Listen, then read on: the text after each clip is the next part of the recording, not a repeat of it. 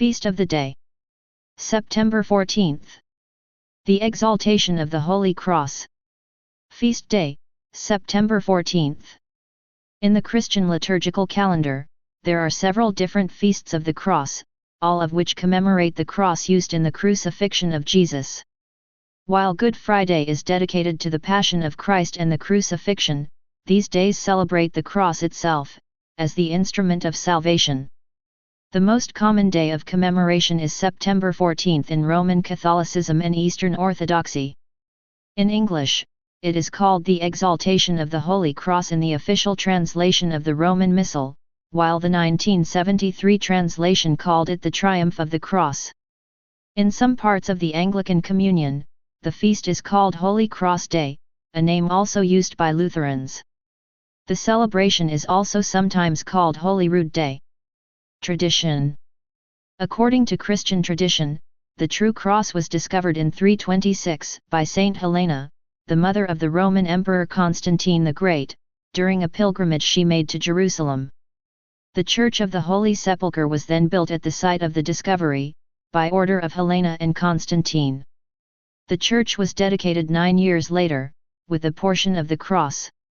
1/3 remained in Jerusalem, 1/3 was brought to Rome and deposited in the Caesarean Basilica Santa Croce in Jerusalem, Holy Cross in Jerusalem, and 1/3 was taken to Constantinople to make the city impregnable. The date of the feast marks the dedication of the Church of the Holy Sepulchre in 335. This was a 2-day festival, although the actual consecration of the church was on September 13th. The cross itself was brought outside the church on September 14th so that the clergy and faithful could pray before the true cross, and all could come forward to venerate it. Red is the usual liturgical color in churches that follow such traditions.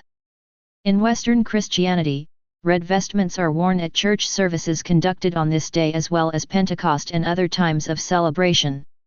In the Roman Catholic liturgical observance, the red is worn only on this day, and if the day falls on a Sunday, its Mass readings are used instead of those for the occurring Sunday in ordinary time. The lectionaries of the Church of England, and other Anglican churches, and Western Rite Orthodoxy also stipulate red as the liturgical color for Holy Cross Day. In Eastern Rite Orthodox churches that use various liturgical colors, red vestments are also worn. Yet in these Orthodox churches, the wearing of red continues for a week after the feast. In Western Rite Orthodox parishes, the Wednesday, Friday, and Saturday of the calendar week after the one in which the feast day occurs, are designated as one of each year's 4 sets of ember days.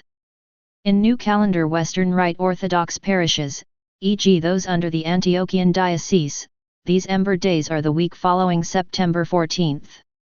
In Old Calendar Western Rite Orthodox parishes, e.g. those under the Russian Diocese, these ember days are the week following September 27th. Until 1969, these ember days were a part of the liturgical calendar of the Roman Catholic Church. Organization of these celebrations in the ordinary form is now left to the decision of episcopal conferences in view of local conditions and customs. The ember days are still observed in the calendar of the Roman Rites Extraordinary form and in the Anglican Ordinariate calendar. September 14th is the titular feast of the Congregation of Holy Cross, the Companions of the Cross and the Episcopal Church's Order of the Holy Cross. This date also marked the beginning of the period of fasting, except on Sundays and ending on Easter Sunday, that was stipulated for Carmelites in the Carmelite Rule of Saint Albert of 1247. For the Rule of Saint Benedict also prescribes this day as the beginning of monastic winter, the period when there are 3 nocturnes of psalms and readings at Matins, which also ends at Easter. History. The Feast of the Exaltation of the Holy Cross, celebrated every year on September 14th, recalls 3 events: the finding of the true cross by Saint Helena, the mother of the Emperor Constantine, the dedication of churches built by Constantine on the site of the Holy Sepulchre and Mount Calvary, and the restoration of the true cross to Jerusalem in AD 629 by the Byzantine Emperor Heraclius after it had fallen into the hands of the Persian Emperor Chosroes II in the AD 614 Sasanian conquest of Jerusalem. Under Emperor Constantine, around 327, Macarius, Bishop of Jerusalem, caused excavations to be made in order to ascertain the location of Calvary as well as that of the Holy Sepulchre. It was in the course of these excavations that the wood of the cross was recovered.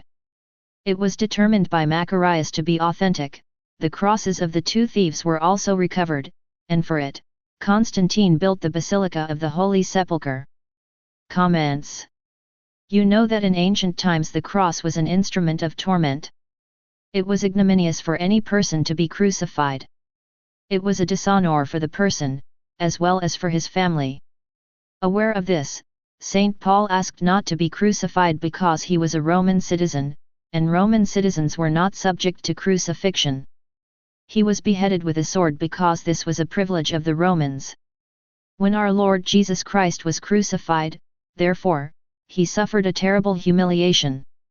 That shame was meant to signify that he was a bandit, an outlaw of the same genre of the two thieves with whom he was crucified. In this sense, the crucifixion was not only humiliation but the highest possible humiliation for any honest man. You know that the Jews inflicted every humiliation they could upon our Lord during his life. This corresponded to their increasing hatred for the good he represented. Finally, they served to him the supreme humiliation, which was the sacrifice of the cross. With this, they became the deicide people. Their desire to humiliate our Lord as much as they could become evident in the Passion. For example, the crown of thorns, the tunic of the fool, the cane they placed in his hands as a scepter, the persons who ridiculed him and spat at him, etc., express the desire to torment him not only in his most sacred body but also in his most holy soul. The cross of our Lord became the starting point of all the humiliations that all Catholics would have to bear until the end times for the cause of our Lord Jesus Christ. The forces of impiety never set aside their weapons against the good. They are always seeking to humiliate and break the morals of the good. None of you has been free from these humiliations because of your fidelity to our Lord. It is an honor for us. To be persecuted for the love of Jesus Christ is one of the Beatitudes. All of us had suffered these humiliations and will suffer them to the end of history because of the continuous outrages the impious ones make against God. But, in parallel, the honor of God, the honor of our Lord Jesus Christ, is vindicated by the Church. Catholics take the cross as a symbol of honor, as the most sacred and holy thing we have, as the symbol of our redemption. Because of this sentiment, on the top of every Catholic church, a cross is placed. On the top of the most majestic crowns, the cross is planted. Many of the greatest families have the cross on their coat of arms. Catholic decorations that reward the heroic deeds of a military man or the generosity of a great benefactor have the shape of the cross. These are manifestations of the Catholic spirit which vindicate that humiliation. They vindicate it with chivalric panache, with supernatural panache.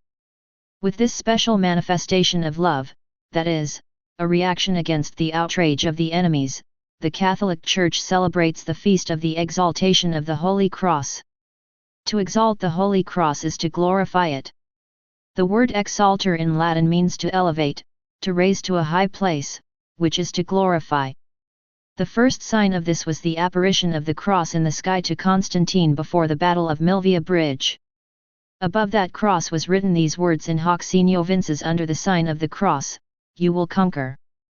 That cross which appeared in the sky for the first time then would remain on the horizon of all mankind throughout history, humiliating the evil ones and the devils. The cross would also be the sign of our honor. Our honor does not lie in avoiding humiliations, but in receiving them with panache and a spirit of the challenge. To those who humiliate us, we should respond as knights and we should glorify the cross of our Lord even more proudly. This is what exaltation means. It is to proclaim the glory of God in the face of his enemies' attempt to humiliate him. Our attitude should smash the enemy's attempts to humiliate our Lord.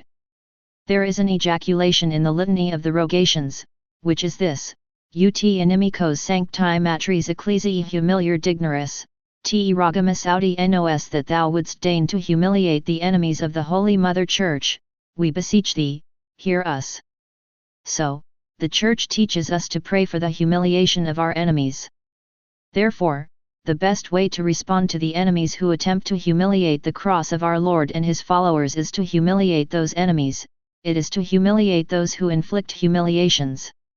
Doing this, we rescue the cross that lays in the dust of the despised and raise it to the highest place. We glorify what had been humiliated. This is the essence of the exaltation of the Holy Cross. False and sentimental piety takes the opposite position regarding the cross. It never thinks of the counterattack Catholics should make to exalt the cross. The man with this sentimental mentality only cultivates syrupy sentiments regarding the cross, and if he ever considers its enemies, it is to flee from them under the pretext that he is forgiving them. With this mentality, the Church will never have the true exaltation of the Holy Cross. On the contrary, when someone tries to humiliate the cross, we must respond with an even stronger counterattack. Not in defense of our honor, but in defense of the honor of our Lord Jesus Christ.